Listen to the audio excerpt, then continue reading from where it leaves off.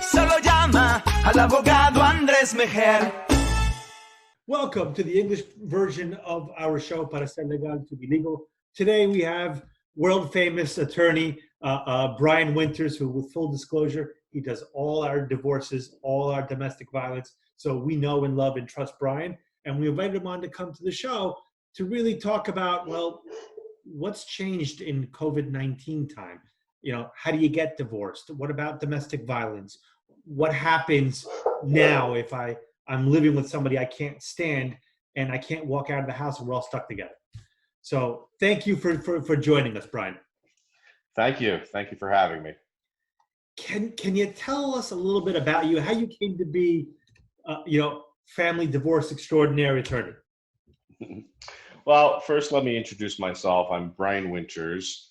I live in Long Branch, New Jersey, and my office is in Bradley Beach, both of which, Long Branch and Bradley Beach, are towns on the Jersey Shore where I grew up.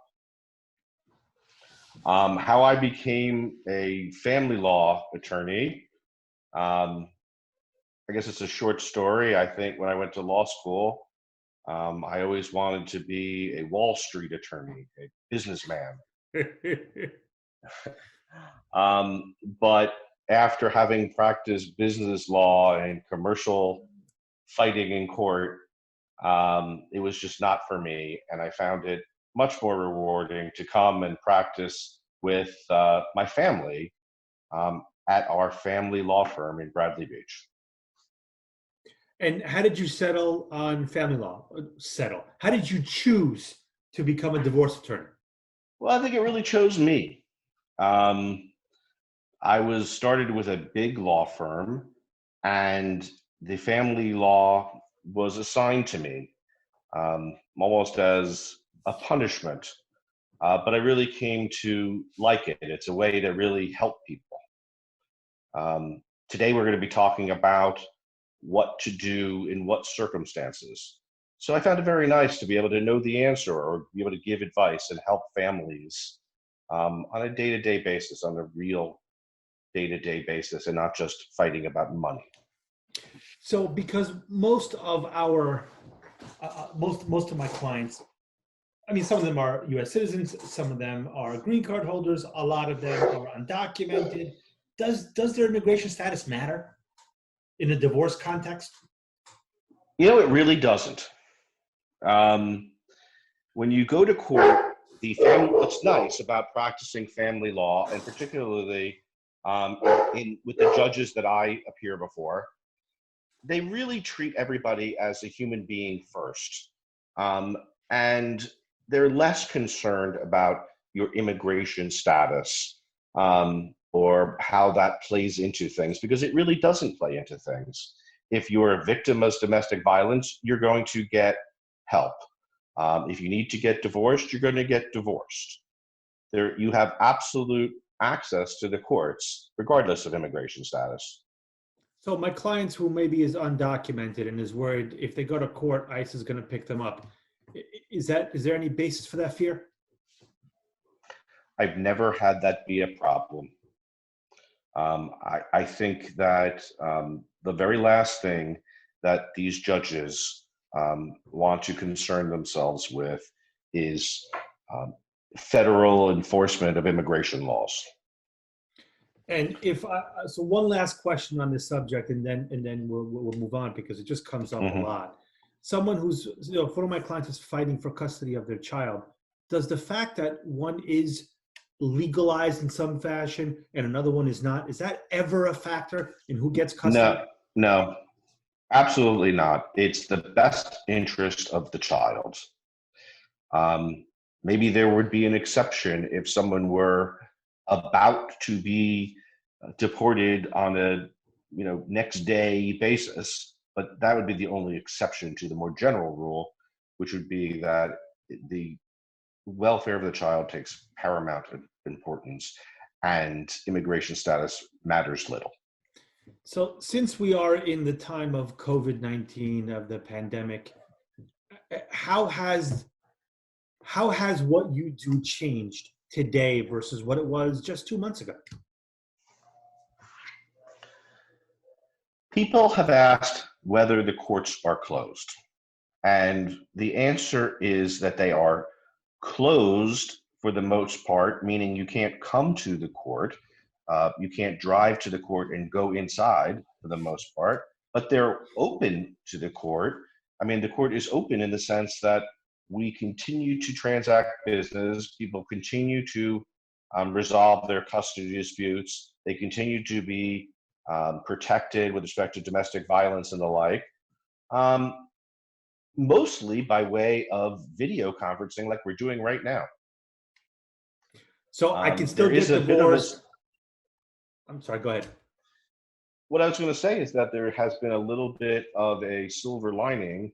If there's anything good that has come from the COVID crisis, it's that in a lot of different ways, divorce and other family law matters are happening more quickly, more efficiently, and less expensively. Cheaper is always better, right? Except when it's not. So let's talk about domestic violence, because I must have had three questions about this in the past week alone. Some version of, I don't feel safe with my partner or my spouse at home. What do I do? Well, the first piece of advice that I would give is never hesitate to call the police. Even if I'm an immigrant? Even if you're an immigrant, I think that by and large, most of the police officers that we have are good people who just want to protect victims. They're not ICE. There are local police, and they will come and protect a victim, regardless of immigration status. And it's also important to understand that domestic violence is more than pushing or shoving or hitting. And for certain, there doesn't need to be a mark or anything like that. I know there's been some talk of that. It's not true. Domestic violence includes blocking a doorway. It includes just saying very terrible, nasty things at a person or making threats toward that person. And if there's any doubt whether there's domestic violence or whether a person should call the police, they should always err inside of caution and call the police. Nothing bad will happen if ultimately it's determined that it's not actually domestic violence. So what do I do if I'm charged with domestic violence and my partner or spouse just flat out lied? Forgive the answer, but my answer would be to hire a lawyer. Okay. Why is that? Because it is not true, unfortunately, that the truth always comes to light at a trial. Sometimes people do lie, even under oath. And if you don't have someone helping you, a skilled lawyer, then perhaps you won't be able to introduce evidence properly or speak on your own behalf properly. Maybe you're nervous or worried, and that comes across. So you always want to have a lawyer. That's my honest opinion. Well, happening to be an attorney, I don't disagree with that answer. Another question I get a lot of, look, my partner, my spouse is abusive. He gave me this black eye last night. But if he gets arrested, how do I support my children? I mean, he's the breadwinner. I don't work. We have 5 kids at home. The perpetrator, the person who, the abuser, let's call him, who, or her for that matter, who commits acts of domestic violence will not be jailed. They will be restrained, meaning they will be kept away from their victims, but they are not going to go to jail for any appreciable length of time. Unless, of course, the abuse is very serious and the police arrest that person for assault or the like. Okay, so I will just add that if one is undocumented and they go to Monmouth County Jail, they will likely be detained by ICE. Whether that happens right now because of COVID-19, but it certainly was happening beforehand.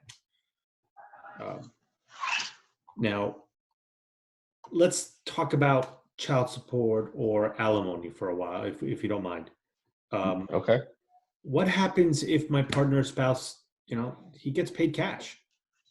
And I know he's going to lie about what he makes. What do I do?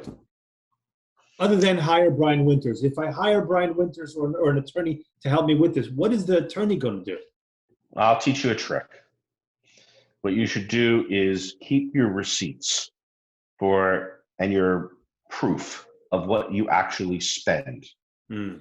So if you spend $200 per week, perhaps, in groceries, and you spend $300 per week, per month, let's say, on your car and rent, and you have all these expenses which you have every single month, and you can prove that those expenses exist, then the judge can assume that the payor spouse, the providing spouse, has the ability to pay that, and then that, coupled with your testimony that that's what he makes, $300 per week or $500 per week, is going to be believed. Now, I like that. That's very good. Thank you. If I'm not married and I am now getting separated from the father of my child, or I guess the spouse of my wife and mother of the kids, how do I figure out how much money I'm going to get in support? Child support is a mathematical calculation. We ask, how much does the mother make? How much does the father make? And then it goes into a computer, a black box, and a mathematical equation produces a figure that the child support should be. So there's an equation. Alimony is different. Alimony depends upon a number of different factors, but a skilled attorney can give you a range of what that may be. Same thing for child support. We can figure out approximately what that would be in advance. Well, we can figure out almost to the penny because it's a mathematical formula. And what happens if a judge orders child support and he doesn't pay? If he has the type of job that we can garnish wages from, then his wages will be garnished. Money will be taken out of his pay every Friday. If he gets paid cash? Well, then if he doesn't pay in a week or in 2 weeks or in a month, depending upon when the probation department, that's the government agency that collects the money, when they get to a point where they want to enforce it, they can have him be arrested, or they have other ways of making him or her pay child support. They can take away a driver's license, for example. What happens if he makes every payment, but he only pays an amount? He should give me $100 and he gives me $80, as an example. He never pays the full amount. And he's behind, and it's hard to pay the bills. You may have to take him to court to enforce it, to have a judge make him pay the full amount. If I lose my job, does my child support obligations go down? Do I get to pay less? The answer is that the job loss has to be a permanent job loss, something that is temporary, on the other hand, will not qualify to reduce child support. But does it happen automatically? No, you would have to bring it to the attention of the courts and explain what the circumstances, what has happened, and ask the court to change the child support in one way or the other. And how long does that typically take? It typically takes between 1 month and 2 months. From when I file, correct? Not Correct. when the problem arises. And from when you first go to court. And is that any different now in COVID times? No, the answer is no. It's really pretty much the same. The courts are really doing a fine job, in fact, of scheduling matters and keeping to a schedule. Again, mostly by telephone or Yeah. Zoom or Skype, but they're doing a very diligent job, very nice job. So alimony is the money that a spouse gets after divorce, correct? Correct, in most circumstances. And I understand so alimony stuff, but for how long can I get it? It depends upon a number of factors, but mostly the length of the marriage. If you're married for over 20 years, it's in most cases permanent alimony, what they call open durational alimony. You said open durational? That's the term for it, but it used to be called permanent alimony. So basically it's if I was married 5 years, I'll get it 5 years, subject to some exceptions. That's right. Well, what I said was that if it's over 20 years, it's going to be most likely permanent alimony. But if it's less than 20 years, then there's a limitation. It can only be up until the length of the marriage. That's what you were saying. If you're married for 5 years, the most it could be is 5 years. I'm trying to simplify it. Right. But that 20-year mark is a magic number. Got it. What about 401k or pension or Social Security, IRAs? What happens with those? Couples that have built stuff over a long time, how does that? Social Security has to be dealt with separately. If all the things that you talked about, IRA and pension and other sort of retirement accounts, they all fall into one category, and we can talk about that. Social Security has to be a separate category. So the first category, whether it's an IRA or a 401k or a traditional pension, is very easy. Basically, each spouse gets half of the part that was earned during the marriage. And there are ways to get those monies transferred to each other without having a big tax or any tax, or sometimes avoiding a penalty where there would otherwise be. So in a way, the divorce is an opportunity to transfer money from a retirement account that ordinarily you wouldn't be able to do. Social Security is different. Social Security is whatever the one person gets, they get, and whatever the other person gets, they get. However, I'm not sure if you recall that the one spouse can claim Social Security based upon the earnings record of the other spouse, whoever typically earns more. But there's a rule about that. You have to be married for 10 years. Got it. What about, so I always hear that once I get married, my wife gets half of everything I have. Is that true? It's more true than it's not. Spoken like an attorney. Yes, if there's reasons why one asset or another should be divided in a way that's not 50-50, then that does happen. But the typical arrangement is 50-50. Does it matter how long a couple is married? The longer that the parties are married, that the couple is married, the more likely it is that it's going to be 50-50, and that's all there is to it. If you had a shorter term marriage, like 1 or 2 years, then it's more likely that everyone would just keep what they already have in their own possessions and in their own name and just walk away. So can you talk a little about custody? What are the factors that a judge is going to consider with, is it shared custody? Am I getting custody? Is she getting custody? What goes on there? As very, very recently, I would say within the last 1 or 2 years, there's been a change in the way that courts deal with custody and parenting time. Parenting time is a fancy word for visitation. Yeah.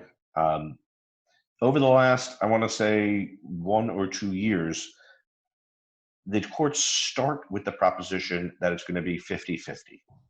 Half the week, half the week. Wednesday, Sunday to Wednesday, or Wednesday through Saturday, or some other arrangement that starts with a 50-50 arrangement. So that is really the starting point. And then if there's reasons to deviate from that for one reason or the other, if it should change because it helps the child or the children in some way, then they'll do that. But it's not as it used to be that the mother, for example, would just automatically be presumed to be the parent with whom the child lives with them primarily. What if couple is separated, married still, but separated 2 years. Okay. Children are with the mom and have been. Dad barely in their lives at all. Does the judge, and now they're filing for divorce, is the judge going to say, okay, now we're going to start in 50-50 anyway? No, because what the status quo is, meaning what is actually happening over the last week, over the last month, over the last year, has a lot to do with how it should remain, because children get used to a situation and change is not necessarily good for a child. They like routine and stability, and of course want to keep that intact. It's always about what's the best for the child. The courts really try to find out in every case what's best for the children. But it just so happens, it sounds silly perhaps to even have to say so, but that spending equal amounts of time and quality time with both parents is what's best for children. So what about if my, I guess ex-spouse, right, has a deadbeat boyfriend? I mean, he's really a bad human being. I don't want my kids to be anywhere near him. What can I do? You can ask the court. You should raise that issue with the court and say that you have concerns and explain why. And judges will take that very, very seriously. When judges deal with rich people getting divorced and fighting about money, they're less interested than they are in cases where they're trying to protect a child. They're always going to be extra careful and extra interested in doing what's right by a child. You can also call the Division of Child Permanency and Protection. It's DCPP. Used to be called DIFUS. All my clients, they still call it DIFUS 12 years later. Or is it 15 years later? I do too. We're slow. And they have an obligation to investigate. Do you normally recommend that someone, so in the context when you're involved, someone has hired you for custody, visitation, divorce, what have you. Do you normally want DCP&P, DIFUS involved? Does it make your life easier or harder? It depends on the individual case, because DIFUS is not bad. They're not bad like people used to think they're bad. They're pretty proactive. They respond very quickly, and they will keep good records. And if there's a question of what's going on, what's actually happening in that house, there's someone there to report to the judge. The caseworker is there to say, I spoke to the child, I saw the bruises, this, that, or the other. But not in every case. In most cases, if I represent a client and there's a problem in a household, then I myself will want to go directly to the court and not waste time, dealing with DCP&P. Got it. What about if my spouse wants to take my child out of state or out of the country? Can they do that without my permission? Can she do it at all? The answer is that legally, they're not supposed to. There's a law that prevents that from happening. or actually there's a law that says that that should not happen. But sometimes what happens is that one person or the other will just get up and leave. So if there's any thought that that is going to happen, if you see your spouse packing up the car and the passports are on the table, or if it's to a different state, if you have any hint that that is going to happen, then you should go to court right away and ask the court to prevent them from doing so, even though there already is a law that prevents them from doing so, because it alerts them and it gets the courts involved. And if I find out after the fact, I go to pick up my son or daughter and they're not there, and the neighbors tell me that they left, for example, what do I do? Call the police. What if I think that my spouse is abusive to the kids? Again. Well, the first thing would be divorce. So assuming we're separated, right? Right. The school calls me that Johnny or that George has a bruise. I come in and the answer would tells be, me, "Mommy did right, this." So I have to come back to my DCP&P question. If you were my existing client and something like that happened, I would immediately file papers with the court. But if you haven't retained a lawyer, or you can't afford a lawyer, or even if you have a lawyer, but you're afraid that he's not going to be as responsive, you should call DCP&P. The answer to that question also may take care of itself, because the teachers have obligations to call DCP&P, as do doctors. Now, in terms of custody, at what age do the children get a say? I don't want to be with dad. I do want to be with dad. There is an answer, I think, which is about 14. But that's not a law. It's not even a rule of thumb. It's just my experience as to when a judge will. It's case by case, judge by judge. Right, but I've had a lot of confirmation with this 14-year thing. I think that if a child's 15, the judge is going to listen to them. If a child's 13, they won't. Now, if my spouse cheated on me, does that have any bearing on who gets custody of the children? No. What about if I'm getting divorced? That's a short answer. You thought a lot about to tell me no. It doesn't. I'm not sure whether it does in other states, but in New Jersey, the adultery is very, very rarely comes into the equation at all.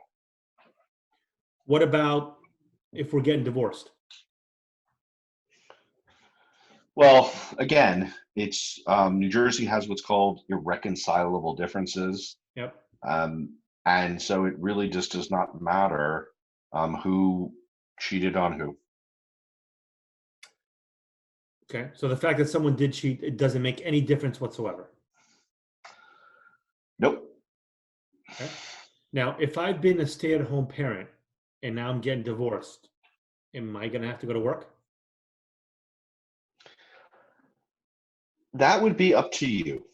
We don't have in New Jersey anything that would force you to go to work, but it would affect your ability to collect alimony or child support, meaning the court's going to assume that you can earn a certain amount. If you're a nurse, the judge is going to say you can earn what a nurse earns. If you're a school teacher, they're going to say you can earn what a school teacher earns. And then you can choose yourself whether you choose to work or just have it be assumed that that is your earnings level, and then it affects alimony and child support.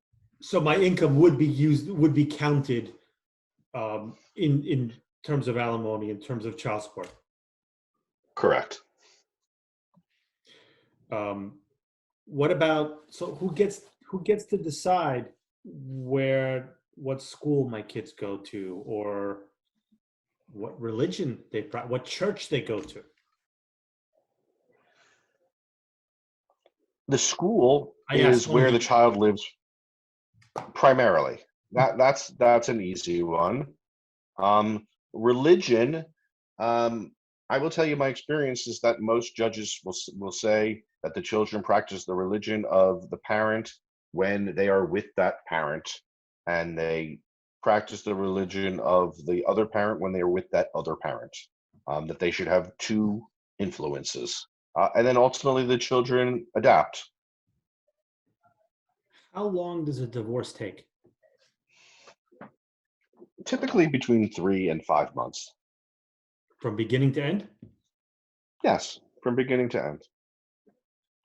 Am I There gonna, are some cases that are very difficult and take over a year. And then there are other cases that we can resolve within a month, perhaps, maybe even less. But by and large, mostly it's between 3 and 5 months. do we need to go to, do the parties need to go to parenting class? There is a mandatory parenting class, and it's very good. The parties are instructed as to how to co-parent, how to deal with each other as well as to the child.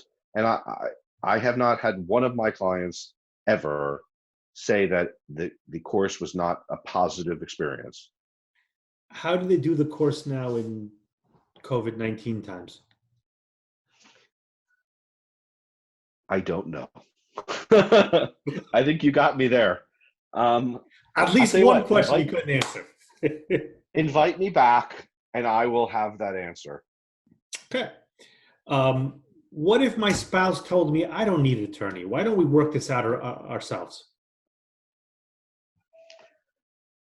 What you can do if you're working things out yourselves is that you can sit down at the kitchen table and write out what you think should happen, what you guys agree to. Just don't sign it quite yet. And then you can either or both of you take the agreement written on a piece of paper in pencil, it doesn't have to be formal, to the lawyer, and the lawyer can give you advice as to whether that's a fair deal or not. If it is, then perhaps you don't need to have a lawyer at all, or perhaps you can have the lawyer help you on a very limited basis. Or the lawyer may say to you that this is not a fair deal for you, and that you should not sign it, or you should ask for something different. But at the very least, you should seek legal advice. When can I get remarried? I think a lot of they get remarried right away after they're divorced. So if I'm involved in one of these scenarios where I'm afraid of my spouse, I want to get separated, or I want to get divorced, why should I talk to you? Why should I talk to Brian Winters?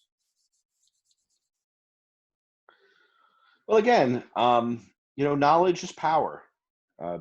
If you come and you ask questions, you'll get answers. Most attorneys, including myself, offer free consultations. So you have nothing to lose.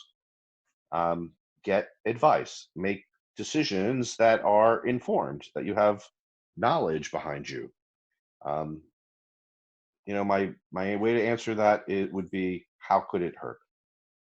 And if I wanted to meet with you now, could I meet you in person, or do I only do it like through Zoom the way we are talking now? If you don't mind the dog barking in the back periodically, we can meet by Zoom, or by Skype or FaceTime, or even good old-fashioned telephone. Brian, thank you. I'm here until the governor tells me I can leave. Brian, thank you for your time. Okay, thank you. Stay safe. Stay safe.